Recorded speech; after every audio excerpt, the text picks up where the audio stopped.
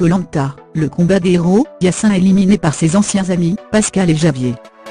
Yassin et Alban n'ont pas résisté à la soirée des binômes. Pascal et Javier ont vite vu une opportunité d'éliminaire, le grand favori de la saison, qui était aussi accessoirement leur ami. Comme lors de sa première saison, Yassin était aussi impressionnant sur le camp que sur les épreuves, et comme lors de sa première saison, il ne sera pas sur les poteaux de Koh-Lanta. Lors de la soirée des binômes, l'aventurier a tiré la mauvaise boule, qui s'appelait Alban. Ce dernier n'était en effet plus apprécié depuis le dernier conseil, où il avait exprimé son étonnement devant l'élimination de Candice. Yassin est donc rapidement devenu une cible de choix pour les très stratèges Pascal et Javier, ses amis d'hier, qui ont vu une opportunité unique d'éliminer l'homme fort de cette saison, en même temps qu'Alban. Jérémy et Nathalie, respectivement associés à Clémence et Cassandre, n'ont pas non plus trop réfléchi devant cette chance d'avancer un peu plus dans le jeu.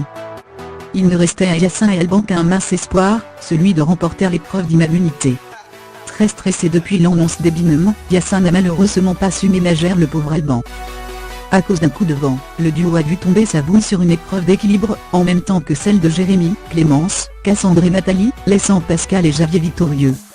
Le Belge le sera un peu plus, puisqu'après avoir éliminé Alban, il a reçu de ce dernier un double vote pour la semaine prochaine. En plus d'une belle trahison, Koh-Lanta, ce soir, c'était aussi du spectacle. L'épisode a commencé sur Pascal enfin psychologue, qui analyse le conseil précédent. Alban est censé être avec nous, et hier il a montré qu'il aimait bien Candice, premier crime de lèse-majesté.